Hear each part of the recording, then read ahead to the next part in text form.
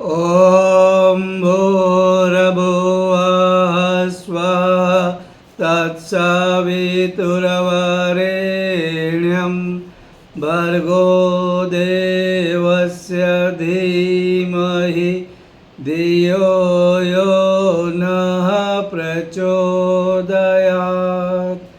ॐ गुरुर्ब्रह्मा गुरुर्विष्णुः गुरुर्देवो महेश्वरः गुरुर्साक्षात् परब्रह्म तस्मै श्री गुरवे नमः। आप किसी ने किसी शास्त्र में पढ़ा है कि भगवान ने वादा किया हो, तेरा जो जीवन है यह हमेशा सुखमय रहेगा, तेरी राह फूलों से भरी रहेगी, तेरी राह सरल होगी, सीधी होगी, सुखमय होगी। तुझे जीवन में कष्ट कभी नहीं आएगा, कहीं कांटे नहीं आएंगे, कहीं धूप नहीं आएगी, सब कुछ ठीक होगा। संसार में तेरी इज्जत होगी, तेरे घर में तुझे सभी प्रेम करेंगे, कोई तेरे खिलाफ नहीं जाएगा, सब ठीक होगा, कोई गलत चीज नहीं होगी। ऐसा कहा है या किसी शास्त्र में लिखा है या किसी संत ने कहा है या गुरु ने ऐसा कहा है, ऐसा कह नहीं सकते और कहा भी नहीं। जीवन है तो सुख दुख आने वाले हैं, सुख दुख के बिना जीवन नहीं होगा। सफर में निकलोगे तो धूप मिलेगी, राह चलोगे तो कांटे आएंगे, जब रिश्ते नाते बनाओगे तो प्रेम भी मिलेगा, नफरत भी मिलेगी। धूप छाव, रात दिन, फूल काटे, अपने पराए, ये सब आने वाला है। बड़े बड़े संतों ने भी सुख दुख की बातें कही है। भगवान कृष्ण ने भी गीता में सुख और दुख तो आएंगे कहा है, लेकिन उसमें समत्व कैसे रखने का, अपने परायों में, शत्रु और मित्र में एक समता भाव से किस तरह रहना वो सिखाया है। लेकिन ये नहीं कहा अरे जा बच्चे तू मुझे मानता है, तुझे सुख आएगा दुख नहीं आएगा, जा निकल, बाहरें मिलेगी, सुंदर ठंडी हवा मिलेगी, धूप कहीं पे भी नहीं मिलेगी। ऐसा कोई वादा नहीं है।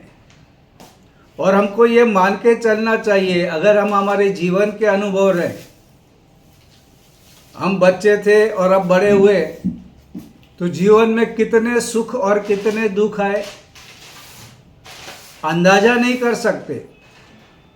और जीवन कभी यूं टल लेता है पता नहीं चलता, क्योंकि ये जीवन है, जीवन ऐसा ही है। तो इसके बीच में हमें किस तरह रहना है, ये महत्वपूर्ण बात है। मनुष्य जीवन ये दुर्लभ है, इसमें कोई शंका नहीं। और सभी शास्त्रों में कहा है, सभी धर्मों के शास्त्रों में कहा है, दुर्लभ है। ये पशु, ये पंछी इनसे बहुत अलग है, लेकिन अगर ये इतना महत्वपूर्ण है तो उसका मूल्य समझना चाहिए। और ये जीवन सुख दुख से भरा है। ये कपड़ा पहना है तो इसके धागे ऊपर भी है और बाई और दाई तरफ भी है। और इसी के कारण ये द्वंद्व जो है, खाना पकाना है तो पानी चाहिए, पानी का स्वभाव शीतल है, लेकिन सामने अग्नि भी चाहिए जिसमें ऊष्मा है, ऊर्जा है। अग्नि और पानी एक दूसरे के खिलाफ है, आग लगी तो पानी डालते हैं, अग्नि को बुझाते हैं, लेकिन खाना पकाना है तो पानी भी चाहिए और अग्नि भी चाहिए, इसके बगैर नहीं चलेगा। हम कहेंगे नहीं हम सिर्फ पानी का उपयोग करेंगे, खाना पकाएंगे, नहीं पकेगा। हम कहेंगे हम अग्नि के सामने रखेंगे, अग्नि से नहीं चलेगा, अग्नि पे रखोगे तो खाना जल जाएगा। पानी रहेगा तो अग्नि का उपयोग करके आप बहुत सुंदर मधुर स्वादिष्ट खाना बना सकते हैं, और वो खाना आपके लिए भोग्य है, वैसे पाच्य भी बन जाएगा, अच्छा पचेगा। कच्चा खाओगे बहुत दिक्कत होती है, लेकिन जब पका के खाओगे तो सुपाच्य बनता है। ये जीवन की रीति नीति है। तो ये जीवन में हमारे यहाँ परिस्थितियाँ होती है। हम एक मनुष्य जीवन देखेंगे तो उसका जीवन में कैसे होता है कि कुछ परिस्थितियाँ आती है, उन परिस्थितियों के कारण वो सुखी या दुखी होता है।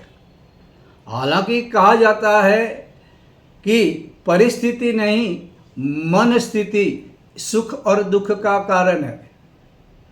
और ये भी कहा जाता है ये परिस्थिति या मन स्थितियों के कारण आती है। ये गहन विषय है, इसको समझने में कभी कभी समय लगता है, लेकिन हकीकत तो ये है कि कोई भी परिस्थिति या मन स्थिति के कारण आती है। कोई भी बीमारी मन में पहले आती है, कोई भी हमारा जो व्यवहार ये पहले हमारे मन में आता है और फिर बाहरी जगत में प्रकट होता है। और ये अगर समझ में आ जाता है तो हमारा जीवन हम अधिक सुंदर बना सकते हैं। देखो, सुख और दुख परिस्थितियाँ ये समझो हमारे हाथ में ना भी हो तो भी उस परिस्थिति में हम किस तरह रह सकते हैं ये हम जान सकते हैं और इसका व्यवहार कर सकते हैं। जब स्वाध्याय सत्संग की बात आती है तो लोग तिलक और वस्त्र और कौन से श्लोक बोलते हैं वहाँ पे रुक जाते हैं। ये अध्यात्म सिर्फ उसके लिए नहीं है, ये चीज़ों का महत्व है, उसकी समझ होनी चाहिए, उसका तत्वज्ञान मालूम होना चाहिए तो होता है। कहते हैं गायत्री मंत्र जहाँ पे बोला जाता है वहाँ भूत प्रेत नहीं रह सकते, वहाँ वास्तु की जो मुसीबतें हैं वो दूर होती है, ग्रह नक्षत्र ब्रह्मांड गरे गनेरे ये सब क्या हो जाता है, ये सब ठीक चलने लगते हैं। इसका मतलब ऐसा होता है कि आप कहेंगे हम तो गायत्री को मानते हैं। अच्छा, आपको आपके मानने से क्या होगा? आपको गायत्री जप करना पड़ेगा, उसका तत्वज्ञान भी जीवन में उतारना पड़ेगा। आप कहेंगे नहीं हम तो सिर्फ कपड़े पहनेंगे तो लाभ नहीं होगा। अगर आप कुछ करते हो, जब भी नहीं करते हो और कुछ क्रांतिकारी सही काम करते हो तो ये कैसे होता है? इसका मतलब आपने तत्वज्ञान समझा और जीवन में उतारा। परम पूज्य गुरुदेव ये हमेशा कहते थे कि मैं एक चमत्कारी बाबा हूँ, ऐसी बातें लोगों को मत कहना। लोग आएंगे चमत्कार के लिए, लोग कहेंगे मुझे पुत्र दो, मुझे धन दो, मुझे घर दो, मुझे इलेक्शन में जीता दो। तो ऐसे लोग आ जाएंगे तो मैं तो बाबा बन जाऊंगा। जैसे ही उनका कार्य पूरा हो जाएगा वे 9, 2, 11 हो जाएंगे, फिर मेरे पास नहीं आएंगे। कुछ लोग ऐसे भी होंगे जो पूजा पाठ करने वाले होंगे, पूजा में बैठेंगे, रेशमी वस्त्र लेके आएंगे, आसन लेके आएंगे, रुद्राक्ष की महंगी माला ले आ जाएंगे, बड़े बड़े चंदन मंगवाएंगे, ये सब करेंगे। लेकिन ये जो होता है एक आवेश होता है, जैसे ही आवेश पूरा होता है, क्योंकि इससे कुछ खास फर्क नहीं पड़ता है तो वे फिर छोड़ देंगे। लेकिन जो मुझे समझता है कि मैं एक क्रांतिकारी विचार देने वाला और ऋषियों के कार्य को व्यवहार में लाने वाला और सही मार्ग पे चलने वाला इंसान बनाता हूँ, और वैसे लोग जुड़ेंगे तो वे जिंदगी भर के लिए, हमेशा के लिए, विपरीत परिस्थिति में भी, मान अपमान में भी मुझे नहीं छोड़ेंगे। और मुझे नहीं छोड़ने का मतलब क्या होता है? क्या उनको वे शरीर की बात कर रहे हैं? ये परम पूज्य गुरुदेव अथवा कोई भी ऋषि, उनका तो शरीर अभी नहीं रहता, वे रहते हैं सूक्ष्म और कारण शरीर में, लेकिन उनकी जो विचारधारा है, उनके जो विचार हैं, उनकी जो सद्भावनाएं हैं, वो हमें धारण करके लोगों तक पहुंचाना है। परम पूज्य गुरुदेव कहते थे, नारद मुनि जैसे बनने की बात इसलिए करता हूँ कि नारद जी अच्छी अच्छी बातें यहाँ वहाँ से जान लेते थे और फिर लोगों को बताते थे। ये तो हिंदी मूवी और कथा वालों ने सत्यानाश कर दिया है कि नारद यानी झगड़ा लगाने वाला। आज अगर कोई झगड़ा लगाने वाला व्यक्ति मिलता है तो हम कहते हैं ये नारद मुनि है। नारद मुनि को हम लोगों ने बहुत ही गलत तरीके से पेश किया है। नारद मुनि वे ऋषि जो कहीं से भी सत्य बात जानते थे, लोगों की भलाई कैसे हो इसके बारे में जानकारी लेते थे और कहीं पे भी जाते थे और उनके पास लाइसेंस था। वो भगवान विष्णु के पास भी जा सकते हैं, शिव के पास जा सकते हैं और ज़रूरतमंदों को गाइड कर सकते थे। तो ऐसे कई महान लोग हैं जिनको नारद जी ने महान बनाया। वाल्मीकि से लेकर अगर आप शास्त्र पढ़ेंगे तो ऐसे कई लोग हैं जिनका जीवन बदला, और जिनका जीवन बदला उन्होंने लाखों लोगों का जीवन बदला। इसलिए हमको नारद जैसा इसलिए बनना है कि अच्छी अच्छी बातें जानो, यहाँ से जानो, लोगों तक पहुँचाओ। लोग सुखी बने इसलिए, लोग आगे बढ़े इसलिए, लोगों के जीवन में शांति आए इसलिए, लोगों के जीवन में प्रगति आए इसलिए। ये नारद है और इसलिए नारद जी का महत्व है। लेकिन हमने क्या कर दिया? नारद यानी कि झगड़ा लगाने वाला आदमी, ये तो नारद मुनि है, मतलब ये हम उसका अपमान कर रहे हैं, ये झगड़ा लगाने वाला आदमी है। नारद झगड़ा लगाने वाला आदमी हमारे शास्त्रों में नहीं है। लेकिन शास्त्र कौन पढ़ रहा है? कोई नहीं पढ़ रहा है। शास्त्र पढ़ने का नाम ही हम लोग लेते नहीं है। इसलिए हम लोगों को अच्छी तरह से नारद जी की भूमिका समझनी चाहिए। हमारे जीवन में जो बातें होती है वो बातें ऐसी होती है कि एक तो हमारी परिस्थिति,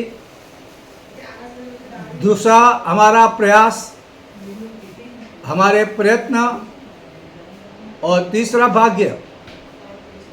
देखो, अगर आदमी प्रयास करता है तो आदमी कुछ ना कुछ कर पाता है, क्योंकि इस दुनिया का रिवाज है, किया हुआ कभी बेकार नहीं जाएगा और नहीं करोगे तो कुछ मिलेगा नहीं।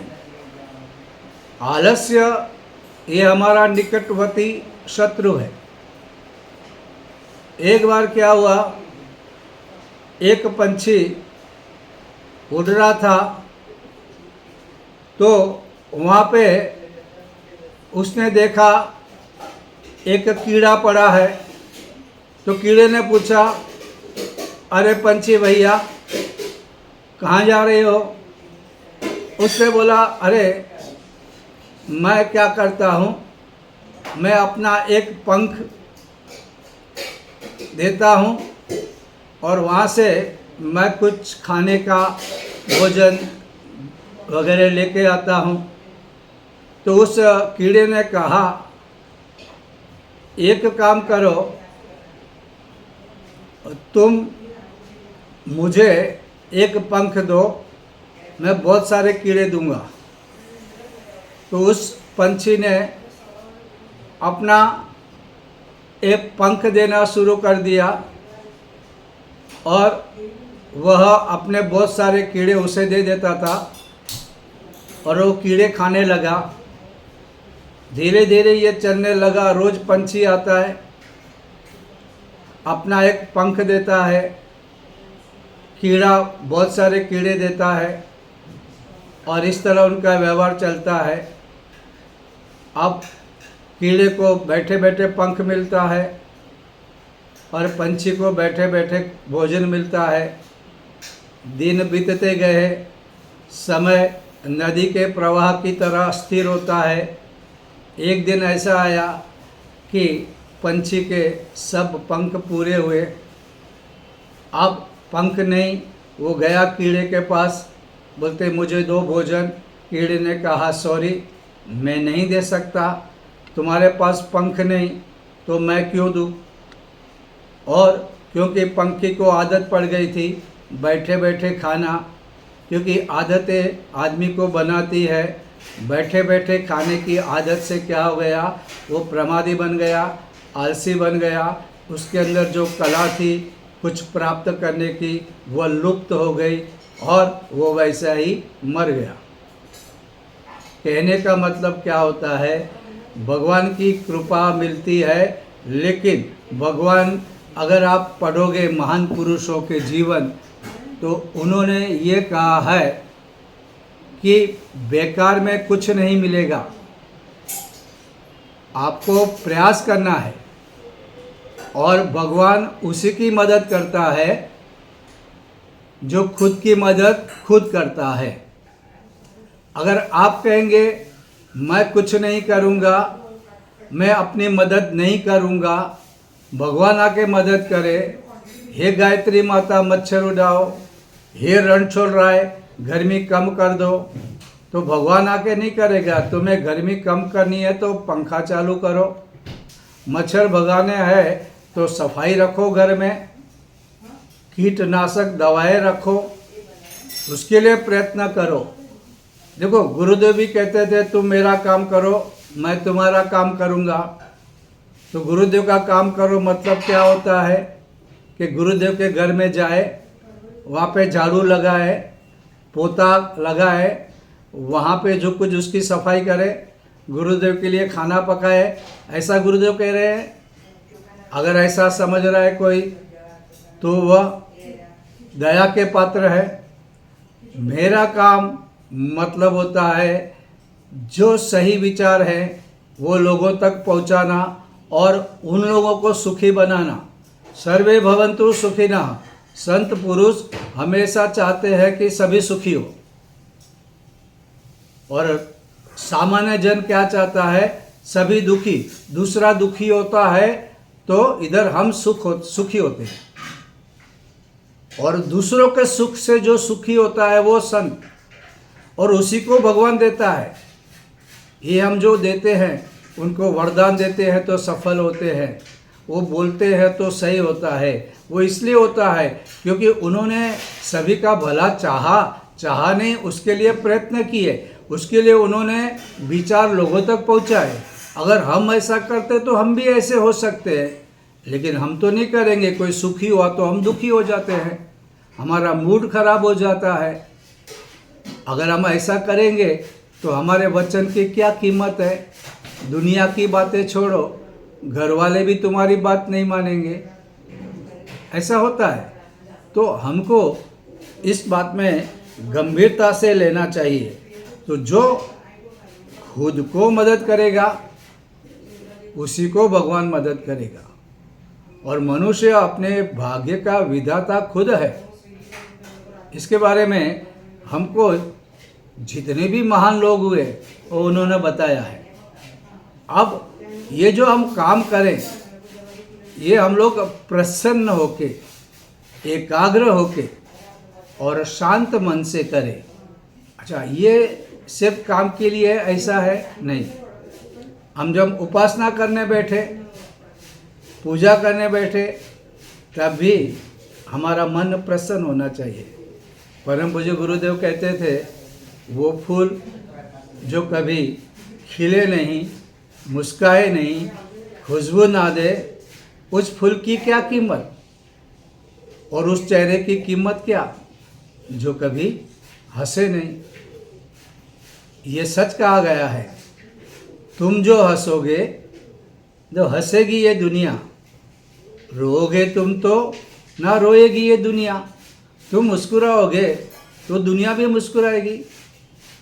लेकिन तुम रोते रहोगे, तुम्हारी रोती सूरत रहेगी, तो तुम्हारे साथ कौन हंसेगा? कोई नहीं हंसेगा।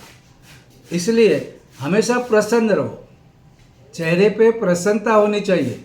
सुख और दुख दोनों रह सकते हैं, अच्छी परिस्थिति खराब परिस्थिति हो सकती है, लेकिन दोनों में तुमको समता का भाव अपनाना है। धूप और छाव आती है, आप इतने अपसेट नहीं होते हो।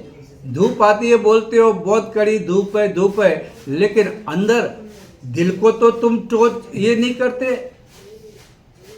लेकिन सुख दुख आते तो हम हमारे दिल तक ले लेते हैं। इससे शरीर पर, मन पर और रिश्तों पे असर पड़ता है। हमको इससे बचना है और ये हमारे हाथों में है।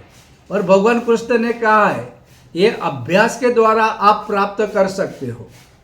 इसके लिए क्या करना है, आपको बार बार, अगर आप सही लेना चाहते हो तो सही बात बार बार करो, बार बार करो, बार बार सोचो जो आपको सोचना है। इसलिए कहते हैं ना कि अगर सही सोचे, बार बार सोचो, 21 दिन तक सोचो, 90 दिन तक सोचो। जब वो सोचते सोचते तुम्हारे एक स्वभाव का अंग बन जाएगा, उस दिन फिर इसके बाद तुम करोगे तो तुम वही सोचोगे।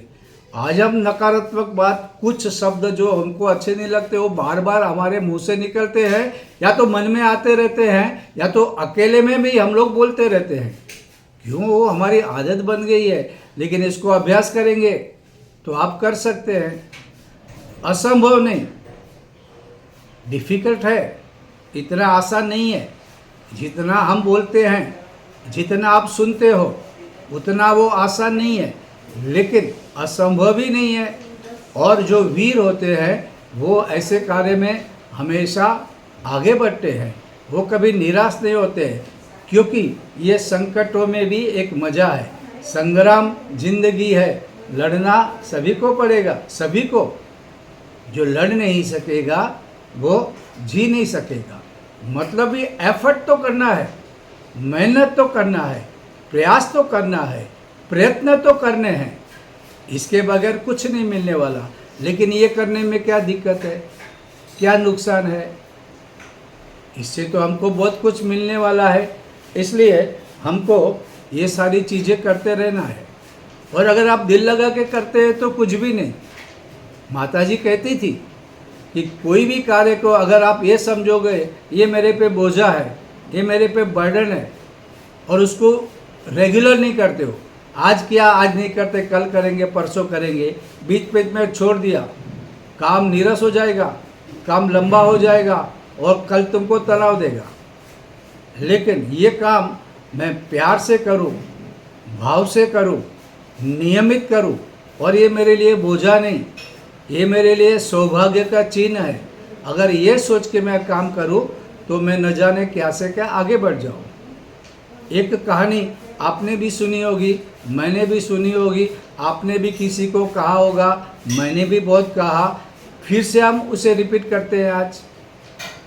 एक आदमी, एक यात्री जा रहा था, तो वहाँ पे देखा कुछ मजदूर काम कर रहे हैं, तो उसको लगा कि चलो इससे कुछ बातचीत करते हैं। तो उसने पूछा, भैया आप क्या कर रहे हैं?